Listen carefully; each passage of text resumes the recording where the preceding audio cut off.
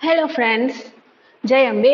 મિત્રો, આપણે ધોરણ 11નું ચેપ્ટર નંબર 9 જેવાનું ઓલરેડી જોઈ જ રહ્યા છે. એની અંદર આજના સેશનમાં આપણે વાત કરવાના છે ઉત્સેચકનું નામકરણ અને વર્ગીકરણ. મિત્રો, જુદા જુદા હજારો જે કંઈ પણ ઉત્સેચકો છે એની શોધ થઈ ગઈ છે, એનું નામકરણ થઈ ગયું છે, પરંતુ જુદી જુદી પ્રક્રિયાઓમાં ઉત્સેચકોનું ઉત્પ્રેરણ અલગ અલગ રીતે થાય છે. એના આધારે ઉત્સેચકના 6 વર્ગ પાડવામાં આવેલા છે અને એના પાછા પણ એના જે તે વર્ગ છે એના પેટા ઉપવર્ગ પણ 4 થી 16 જેટલા 14 થી 16 જેટલા એના ઉપવર્ગમાં એને વિભાજિત કરવામાં આવેલી છે. જે કંઈ પણ આપણે વાત કરી કે 4 થી 13 જેટલા આજે ઓક્સિડો રિડક્ટેઝ, ડિહાઇડ્રોજિનેઝિસ, ટ્રાન્સફરેઝિસ, હાઇડ્રોલેઝિસ, લાયઝિસ, આઇસોમરેઝિસ, લિગેઝિસ, આ જે કંઈ પણ 6 વર્ગો પાડવામાં આવેલા છે એ 6 ના આપણે જોઈએ તો 4 થી 13 જેટલા ઉપવર્ગ પણ પાડવામાં આવેલા હોય છે. તો આપણે આ પ્રત્યેક ઉત્સેચક જે 6 વર્ગમાં વિભાજિત થયેલા છે એને આપણે 1 બાય 1 અભ્યાસ કરીએ છીએ. ઉત્સેચકના નામકરણ અને વર્ગીકરણમાં જે કંઈ પણ નામકરણ છે એ નામકરણ 4 અક્ષરી શબ્દ પર આધાર રાખતું જોઈ શકાય છે.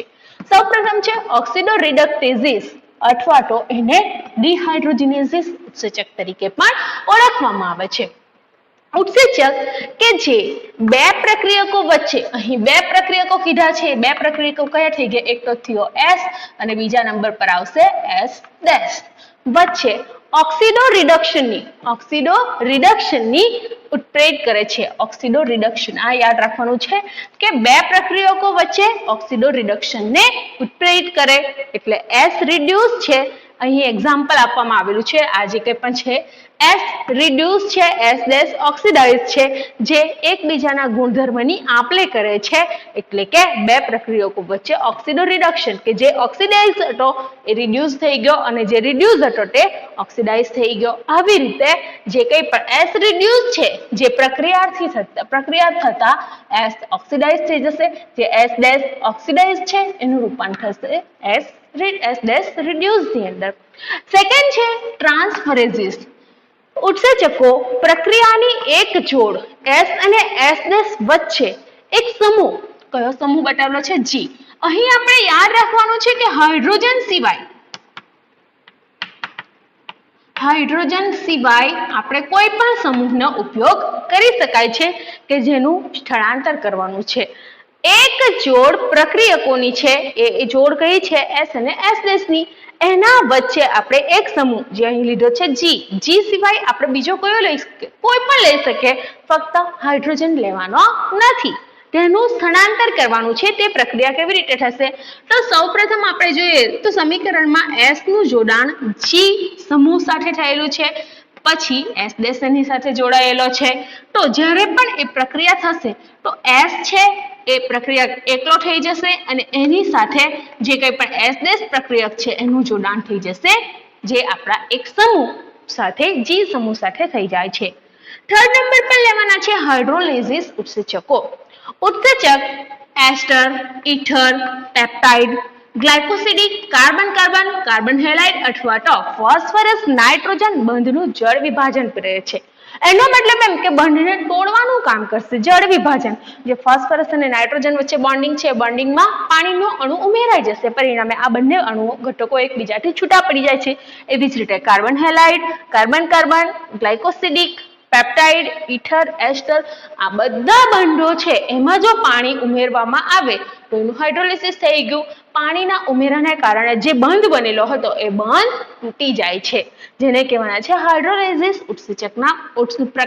ઉત્સેચકના પ્રકારને પરિણામે. ત્યારબાદ આવે છે લાયઝિસ. જળ વિભાજન સિવાયના પ્રક્રિયકોમાંથી સમૂહને દૂર કરવા. આપણે શું આ બે સમૂહ છે એમાંથી આપણે દૂર કર્યું તો પાણીનો ઉમેરો થયો, પણ જળ વિભાજન એટલે કે પાણીના ઉમેરા સિવાય પ્રક્રિયકોમાંથી આપણે શું કરવાના છે, સીધા સમૂહને દૂર કરવા માટે કયો ઉત્સેચક સંકળાયેલો છે, લાયઝિસ ઉત્સેચક સંકળાયેલો છે. આ પ્રક્રિયાને ફળ સ્વરૂપે જ્યારે પણ આપણે જે કંઈ પણ જળ વિભાજન સિવાય જ્યારે પ્રક્રિયકોમાંથી સમૂહને દૂર કરશું તો ત્યારે દ્વિબંધ, બે બંધનું નિર્માણ થાય છે. કેવી રીતે તો X સાથે કાર્બનનું બોન્ડિંગ છે અને કાર્બનનું પણ બોન્ડિંગ છે પ્લસ કાર્બન Y સાથે પણ બોન્ડિંગ છે. એ સમયે X અને Y એક બોન્ડ બનાવશે પ્લસ કાર્બન વચ્ચે આપણને શું થશે તો આપણે કીધું એ પ્રમાણે દ્વિબંધનું નિર્માણ થતું જોઈ શકાય છે. ત્યારબાદ છે આઇસોમરેઝિસ. એવા બધા ઉત્સેચકો કે જે પ્રકાશીય, ભૌમિતિક અથવા તો બંધારણીય સમઘટકોમાં આંતર રૂપાંતરને ઉત્પ્રેરિત કરે છે કે જે કંઈ પણ પ્રકાશીય હોય અથવા તો ભૌમિતિક હોય અથવા તો બંધારણીય આવા કોઈ પણ ઘટકો હોય એમાં અંદરના રૂપાંતર કરવા માટે કોણ જવાબદાર છે તો આઇસોમરેઝિસ ઉત્સેચક જવાબદાર છે. ત્યારબાદ આવશે લિગેસીસ. ઉત્સેચક કે જે બે રસાયણોને પરસ્પર જોડાણ માટે ઉત્પ્રેરિત કરે છે. અહીં હાઇડ્રોલાઇઝિસ શેના માટે છે તો છૂટા પાડવા માટે, ત્યારે જોડવા માટે લિગેસીસ છે. Carbon oxygen, carbon sulphur, carbon nitrogen, phosphorus oxygen આ બધા બંધોના નિર્માણ માટે કોણ સંકળાયેલું છે તો લિગેસીસ નામના ઉત્સેચકનો એક વર્ગ છે એ જવાબદાર છે. તો મિત્રો આ થઈ ગઈ આપણી ઉત્સેચકોનું નામકરણ અને વર્ગીકરણ. આપણે શું કીધું તો ઉત્સેચકોનું નામકરણ છે 4 અક્ષરીય શબ્દ પર આધારિત છે. ત્યારબાદ આપણે વાત કરી કે ઉત્સેચકના નામકરણ માટે વર્ગીકરણ માટે એને ટોટલ 6 વર્ગમાં વિભાજિત કરવામાં આવ્યા છે. કયા ઓક્સિડોરિડક્ટેઝિસ અથવા તો ડિહાઇડ્રોજિનેસિસ, ટ્રાન્સફરેઝિસ, હાઇડ્રોલાઇઝિસ, લાયસિસ, આઇસોમરેઝિસ અને લિગેસીસ. અને આ જે કંઈ પણ 6 વર્ગો છે એને પાછા પેટા વર્ગ કેટલા તો 4 થી 13 માં વિભાજિત પણ કરવામાં આવ્યા છે. આપણે આ બધાને જોઈ લીધું કે આની અંદર શું થાય તો ઓક્સિડો રિડક્શન ની ઉત્પ્રેરિત થાય, પરિણામે S રિડ્યુસ છે એ S રિડ્યુસ થઈ જશે અને S જે ઓક્સિડાઇઝ છે તે S ઓક્સિડાઇઝ કરે છે. ત્યારબાદ ટ્રાન્સફરેઝિસમાં શું થશે તો એક સમૂહ છે, એક જોડ આવેલી છે પ્રક્રિયાની કે જેમાં S અને SS છે કે જે G સમૂહ સાથે જોડાણ ધરાવે છે. આ G સમૂહનું ટ્રાન્સફર કરશે. S G સાથે સમૂહ સાથે જોડાયેલો છે, S ડેશ એકલો છે તો S એકલો થઈ જશે, S ડેશ છે G સમૂહ સાથે જોડાણ ધરાવે છે. હાઇડ્રોલાઇઝિસ કે જેમાં આ બધા પ્રકારના બંધ છે એમાં પાણીનો ઉમેરો થવાને કારણે જે બોન્ડિંગ છે બોન્ડિંગ બ્રેક થઈ જાય છે, બોન્ડ તૂટી જાય છે. ત્યારબાદ છે લાયસિસ કે જેમાં જળ વિભાજન એટલે કે પાણીના ઉમેરા સિવાય પ્રક્રિયામાંથી જો આપણે કોઈ ઘટકને દૂર કરવો હોય, કોઈ સમૂહને દૂર કરવો હોય તો ત્યારે લાયસિસ ઉત્સેચકનો ઉપયોગ થાય છે. પરિણામ સ્વરૂપમાં આપણને બીજું શું જોવા મળશે આ ખાસ યાદ રાખવાનું છે કે એમાં દ્વિબંધનું નિર્માણ થાય છે. અહીંયા આપણને જોવા મળે છે X અને Y જે સમૂહ છે એ છૂટા પડી ગયેલા છે પરંતુ કાર્બન વચ્ચે આપણને દ્વિબંધ બે બોન્ડનું નિર્માણ થયેલું જોઈ શકાય છે. આઇસોમરેઝિસમાં આપણે કહેવાય છે પ્રકાશીય, ભૌમિતિક અથવા તો બંધારણીય સમઘટકોમાં અંદર આંતર રૂપાંતર જે એકબીજા સાથે રૂપાંતર કરવાની પ્રક્રિયા છે એને ઉત્પ્રેરિત કરવા માટે આઇસોમરેઝિસ જવાબદાર છે. ત્યારબાદ વાત કરીએ લિગેસીસ કે જે ઉત્સેચક જે બે રસાયણોને પરસ્પર તોડવા માટે હાઇડ્રોલાઇઝિસ, જોડવા માટે ligases. Carbon oxygen, carbon sulphur, carbon nitrogen, phosphorus oxygen આ બધા બંધોના નિર્માણ માટે કોણ સંકળાયેલું છે તો લિગેસીસ વર્ગ છે જે ઉત્સેચકનો એ સંકળાયેલો છે. ચાલો મિત્રો, તો આ થઈ ગયું આપણા ઉત્સેચકો કેટલા વર્ગમાં વિભાજિત થયેલા છે, કયા એના વિશે વાતો થઈ ગઈ. હવે આપણે આજના નવા ટોપિક તરફ આગળ વધીએ છીએ સહકારકો. સૌપ્રથમ તો આપણે વાત કરવાના છે કે સહકારકો કોને કહેવામાં આવશે તેના વિશે જોવાના છે. ત્યારબાદ આપણે વાત કરીશું કે પ્રોસ્ટેટિક જૂથ કોને કહેવાય, સહઉત્સેચકનું કાર્ય શું છે, ધાતુ આયનનું કાર્ય શું છે. મિત્રો આપણે સૌપ્રથમ વાત કરીએ તો જે કંઈ પણ ઉત્સેચક છે એ પોલીપેપ્ટાઇડ શૃંખલા ઉત્સેચકો એ પોલીપેપ્ટાઇડ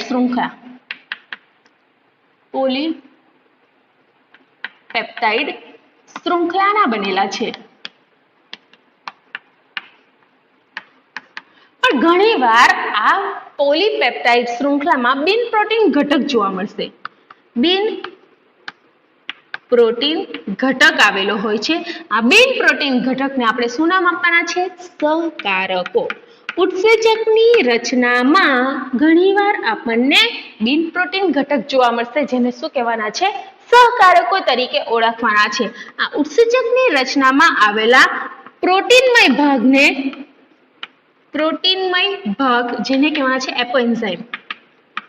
એપોએન્ઝાઇમ. બરાબર. જો ઉત્સેચકમાં એનો મતલબ એમ કે પોલીપેપ્ટાઇડ શૃંખલાના બનેલા છે એવું કહી દીધું, પણ ઘણીવાર આપણને એની અંદર પ્રોટીન વાળો ભાગ અને બિન પ્રોટીન ભાગ પણ જોવા મળશે. આ ઉત્સેચકમાં જોવા મળતો પ્રોટીન વાળો ભાગ છે તેને શું નામ આપવાનું છે? એપોએન્ઝાઇમ કહેવાના છે. અને જે બિન પ્રોટીન કે જે પ્રોટીન સિવાયનો ભાગ છે એને સહકારકો તરીકે ઓળખવાના છે. આ સહકારકો છે એ સહકારકો આપણને કેટલા સ્વરૂપમાં? તો 3 સહકારકો છે એ સહકારકો આપણને 3 સ્વરૂપમાં જોવા મળશે. કેવી રીતે તેના વિશે વાત કરીએ તો સૌપ્રથમ જોવાના છે પ્રોસ્ટેટિક જૂથ.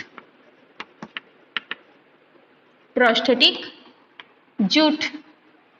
આ પ્રોસ્ટેટિક જૂથ છે એ પ્રોસ્ટેટિક જૂથની અંદર એ પણ એક સહકારક તરીકે કાર્ય કરશે કે જેમાં આ જે સહકારકો છે એ કોની સાથે? ઉત્સેચક સાથે બાઇન્ડ થાય છે અને ઉત્સેચકને સક્રિય કરવાનું કામ કરે છે.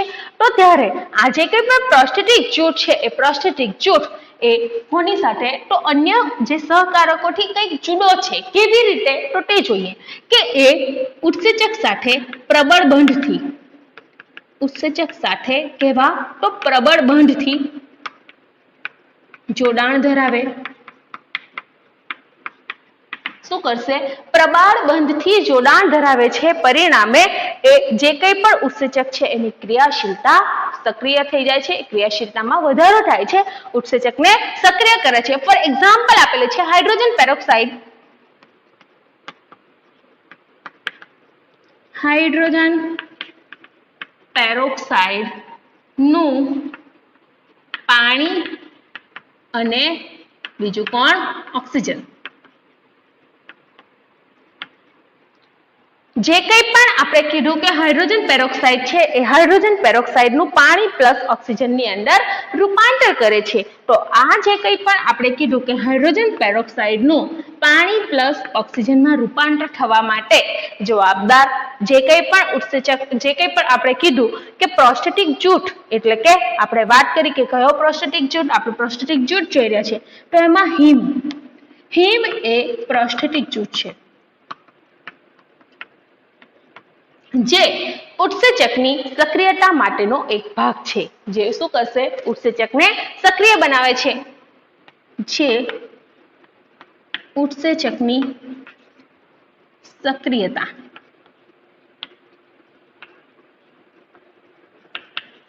માટેનો ભાગ. કયો ભાગ? પણ બિન પ્રોટીનમય ભાગ છે. પ્રોસ્ટેટિક જૂથમાં શું કીધું? તો અન્ય સહકારકો કરતા એ અલગ હોય છે. કેવી રીતે અલગ પડે? તો એ ઉત્સેચક સાથે પ્રબળ બંધથી, અહીં યાદ રાખવાનું છે, પ્રબળ બંધથી જોડાણ ધરાવે છે. અને આ પ્રબળ બંધનું જોડાણ માટે એક્ઝામ્પલ આપેલું છે કે હાઇડ્રોજન પેરોક્સાઇડનું રૂપાંતર થશે પાણી અને ઓક્સિજનની અંદર. એના માટે જવાબદાર પ્રોસ્ટેટિક જૂથ કયું છે? તો હિમ. હિમ એ પ્રોસ્ટેટિક સમૂહ છે કે જે આજે હાઇડ્રોજન પેરોક્સાઇડનું પાણી અને ઓક્સિજનમાં રૂપાંતર કરાવે છે. અને આ જે કંઈ પણ હિમ પ્રોસ્ટેટિક જૂથ છે એ શું કરશે? તો ઉત્સેચકની સક્રિયતા માટેનો એક ભાગ બનાવે છે. જો આ જો પ્રોસ્ટેટિક જૂથનો હિમ જે પ્રોસ્ટેટિક જૂથ છે એ જો ઉત્સેચક સાથે ન જોડાય તો ઉત્સેચક સક્રિય બનતો નથી. તો આ થઈ ગયું પ્રોસ્ટેટિક જૂથ વિશે. સેકન્ડ નંબર પર આપણે વાત કરીશું સહ ઉત્સેચકોની.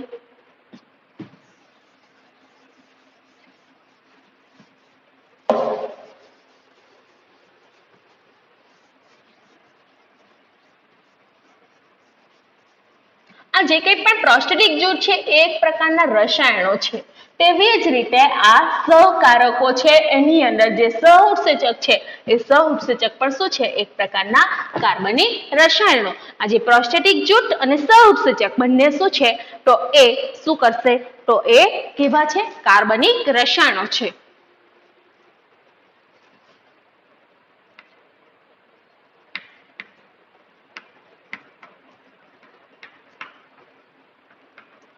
શું છે? કાર્બનિક રસાયણો. જે આપણે વાત કરી કે અહીં ઉત્સેચક પ્રોસ્ટેટિક જૂથ જે છે એ ઉત્સેચક સાથે પ્રબળ બંધથી જોડાય છે. જ્યારે ઉત્સેચક સાથે એટલે કે એપોએન્ઝાઇમ સાથે, એપોએન્ઝાઇમ શું છે? તો પ્રક્રિયકનો જે કંઈ પણ ઉત્સેચક છે એના પ્રોટીનમય ભાગ. અહીં એપોએન્ઝાઇમ સાથે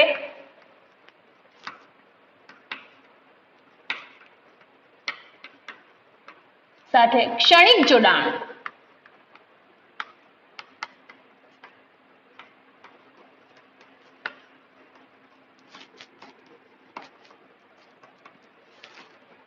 આપણે શું જોવાના છે કે આ જે કંઈ પણ છે એ શું કરશે તો ક્ષણિક જોડાણ. અહીં જોયું પ્રબળ બંધથી જોડાણ ધરાવે છે, તો આ શું છે તો ક્ષણિક જોડાણ. થોડા ઘણા સમય માટે આપણે થોડા સમય માટે જ એનું જોડાણ જોઈ શકીએ છીએ, જે સામાન્ય ઉત્પ્રેરણ દરમિયાન હોય છે. સામાન્ય ઉત્પ્રેરણ દરમિયાન આપણે શું જોવાના છે કે જ્યારે પણ સામાન્ય ઉત્પ્રેરણ થાય ત્યારે એપોએન્ઝાઇમ સાથે, એપોએન્ઝાઇમ એટલે કોણ? પ્રોટીનમય ભાગ, ઉત્સેચકનો પ્રોટીનમય ભાગ, તેની સાથે ક્ષણિક જોડાણ ધરાવે છે. જ્યારે સામાન્ય ઉત્પ્રેરણની પ્રક્રિયા થાય છે ત્યારે સહ ઉત્સેચકો વિવિધ ઉત્સેચકીય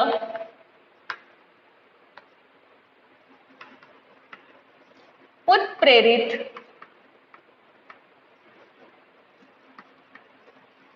પ્રક્રિયાઓમાં સહકારક તરીકે કાર્ય કરે છે. સહકારક તરીકે કાર્ય કરે છે. અન્ય સહઉત્સેચકોનું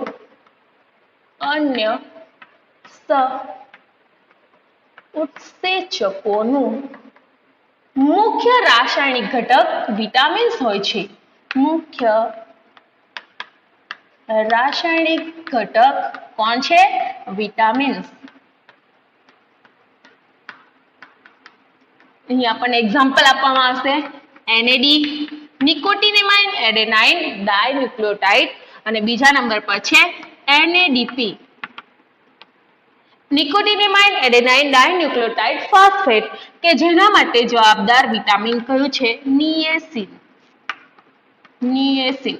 અહીં જોઈએ આપણે કે જે સહઉત્સેચકો આ બીજા નંબર પર કોણ આવવાના? ફર્સ્ટ નંબર પર પ્રોસ્ટેટિક જૂથ. સેકન્ડ નંબર પર વાત કરવાના છે આપણે સહઉત્સેચકો જે કાર્બનિક રસાયણો છે. જેવી રીતે પ્રોસ્ટેટિક જૂથ પણ એક પ્રકારના કાર્બનિક રસાયણો જ છે, જેમાં એપોએન્ઝાઇમ એટલે કે પ્રોટીનમય ભાગ સાથે સામાન્ય ઉત્પ્રેરણ દરમિયાન થોડા સમય માટેનું જોડાણ ધરાવે છે. સહઉત્સેચકો વિવિધ ઉત્સેચકીય ઉત્પ્રેરણ પ્રક્રિયાઓમાં સહકારક, કે જે કંઈ પણ ઉત્સેચકોની અલગ અલગ પ્રકારની ઉત્સેચકીય ઉત્પ્રેરણની પ્રક્રિયા છે એની અંદર એક પ્રકારના સહકારક તરીકે કાર્ય કરે છે. એની સાથે એક બિન પ્રોટીનમય ઘટક તરીકે જોડાય છે અને જે કંઈ પણ ઉત્સેચક છે એને સક્રિય બનાવવાનું કામ કરે છે. અન્ય સહઉત્સેચકોનું મુખ્ય રાસાયણિક ઘટક વિટામિન છે. કેવી રીતે? તો અહીં આપણને એક્ઝામ્પલ આપેલું છે કે NAD નું ફૂલ ફોર્મ શું છે?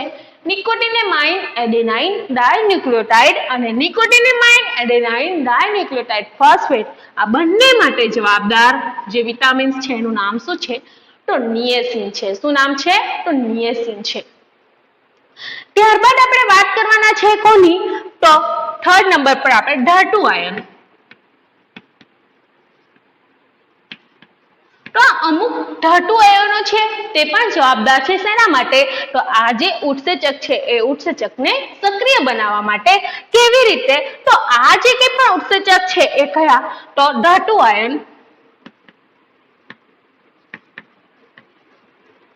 જે કે ઉત્સેચક સાથે સમન્વય બંધ. સમન્વય એટલે કયો? તો સહસંયોજક બંધ દ્વારા જોડાણ ધરાવે છે.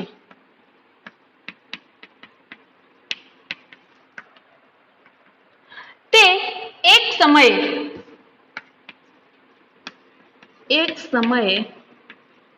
એકથી વધુ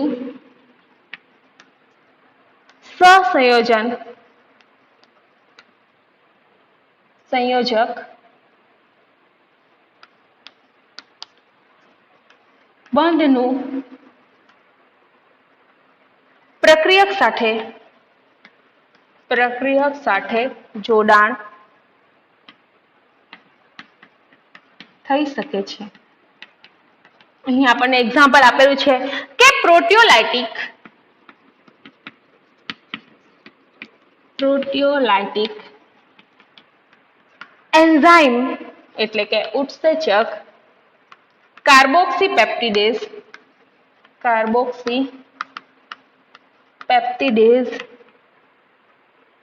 પેપ્ટિડેઝ સાથે કોનું? તો ઝિંક એક સહકારક સ્વરૂપે, ઝિંક એક સહકારક સ્વરૂપે જોડાણ દર્શાવે છે.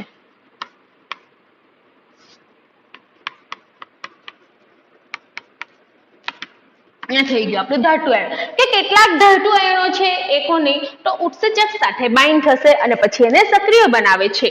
ધાતુ આયન ઉત્સેચક સાથે સમન્વય બંધ એટલે કે કયો? સહસંયોજક બંધ સાથે જોડાણ ધરાવે છે. એક સમયે કોઈ પણ એક જ સમયે એક થી વધુ સહસંયોજક બંધનો પ્રક્રિયક સાથે આપણે જોડાણ જોઈ શકીએ છીએ. એક્ઝામ્પલ આપેલું છે કે પ્રોટીયોલાઇટિક ઉત્સેચક કાર્બોક્સી પેપ્ટિડેઝ. પ્રોટીયોલાઇટિક ઉત્સેચકનું નામ શું છે? કાર્બોક્સી પેપ્ટિડેઝ સાથે કોનું? તો ઝિંક એક સહકારક સ્વરૂપે જોડાણ દર્શાવે છે. તો આ ઝિંક આપણે વાત કરી કે ધાતુ આયન તરીકે એક શું કરશે? તો કાર્ય કરતું જોઈ શકાય છે. તો આવી રીતે જે કંઈ પણ સહકારકો જોયા એની અંદર ઉત્સેચકો એ પોલીપેપ્ટાઇડ શૃંખલાના બનેલા હોય છે, પણ ઘણીવાર એની અંદર તેમ છતાં પણ પ્રોટીનમય ભાગ છે, એપોએન્ઝાઇમ તો જોવા મળે જ છે, પણ બિન પ્રોટીનમય ઘટક કે જે સહકારકો તરીકે ઓળખાય છે કે જે શેના માટે જવાબદાર છે? તો ઉત્સેચકને સક્રિય બનવા માટે આ જે સહકારકો છે એને 3 ભાગમાં વિભાજિત કરવામાં આવેલા છે. પ્રોસ્ટેટિક જૂથ કે કાર્બનિક રસાયણ છે કે જે એપોએન્ઝાઇમ સાથે પ્રબળ બંધથી જોડાયેલા હોય છે, જે હાઇડ્રોજન પેરોક્સાઇડનું પાણી અને ઓક્સિજનમાં રૂપાંતર થાય છે એના માટે હિમ પ્રોસ્ટેટિક જૂથ જવાબદાર છે કે જે ઉત્સેચકની ક્રિયાશીલતા એટલે કે સક્રિયતા કરવા માટેનો ભાગ ભજવે છે. સેકન્ડ નંબર પર સહ ઉત્સેચકો જોયું કે જે કાર્બનિક રસાયણો છે. એપોએન્ઝાઇમ સાથે એ શું કરશે? તો સામાન્ય ઉત્પ્રેરણ દરમિયાન ક્ષણિક જોડાણ, થોડા સમય માટેનું જોડાણ ધરાવે છે. સહ ઉત્સેચકોએ વિવિધ ઉત્સેચકીય ઉત્પ્રેરણની પ્રક્રિયાઓમાં સહકારક કે ઘણી બધી આવી ઉત્પ્રેરણની પ્રક્રિયા હોય તો તેમાં સહકારક તરીકે ભાગ ભજવે છે. અન્ય સહ ઉત્સેચકોનું મુખ્ય રાસાયણિક ઘટક તરીકે વિટામિન્સ હોય છે. અહીં આપણે એક્ઝામ્પલ આપેલું છે નિકોટિનેમાઇન એડેનાઇન ડાયન્યુક્લિયોટાઇડ અને નિકોટિનેમાઇન ન્યુક્લિયોટાઇડ એડેનાઇન ડાયન્યુક્લિયોટાઇડ ફોસ્ફેટ. આ બંને માટે જવાબદાર વિટામિન કયું છે? નિએસિન. ત્યારબાદ વાત કરી ધાતુ આયન, તો ઘણા બધા ધાતુ આયનો પણ જવાબદાર છે ઉત્સેચકને સક્રિય કરવા માટે. ધાતુ આયન ઉત્સેચક સાથે સમન્વય સહસંયોજક બંધ દ્વારા જોડાય છે. ત્યારબાદ એક જ સમયે એક કરતા વધુ સહસંયોજક બંધનું પણ પ્રક્રિયા સાથે જોડાણ થઈ શકે છે. પ્રોટીયોલાઇટિક ઉત્સેચક છે કાર્બોક્સી પેપ્ટિડેઝ, તેનું ઝિંક એક પ્રકારના આયન છે, તેની સાથે શું થશે? તો એક સહકારક સ્વરૂપે જોડાણ દર્શાવે છે. તો મિત્રો એનો મતલબ એવો થઈ ગયો કે જો આ સહકારકો ન હોય તો ઉત્સેચક સક્રિયતા ધરાવતું નથી એટલે કે કાર્ય કરવા માટે સક્ષમ રહેતું નથી. એનો મતલબ એમ કે ઘણા એવા ઉત્સેચકો છે કે જેને સક્રિય થવા માટે આ જે બિન પ્રોટીન ઘટક છે એટલે કે સહકારકો છે એની આવશ્યકતા રહેલી હોય છે. તો આવી રીતે 3 પ્રકારના સહકારકો છે કે જે કેટલાક ઉત્સેચકને સક્રિય કરવા માટે જવાબદાર છે. તો મિત્રો આ બંને ટોપિકની સાથે આપણે આજે સેશનમાં ડિસ્કશન કર્યું એના વિશે તમને સમજણ સારી એવી પડી ગઈ હોય છે એવી હું આશા રાખું છું. આની સાથે જ આપણે આપણા આજે 9મું ચેપ્ટર છે જીવ અણુઓ તેને પૂરું કરીએ છીએ. તો આશા રાખું છું કે આજે આખું ચેપ્ટર છે એ તમને સારી રીતે સમજાઈ ગયું હોય છે. આપણે હવે જે કંઈ પણ આગળના ચેપ્ટર વિશે નેક્સ્ટ સેશનમાં ડિસ્કશન કરવા માટે મળીશું. ત્યાં સુધી થેન્ક યુ.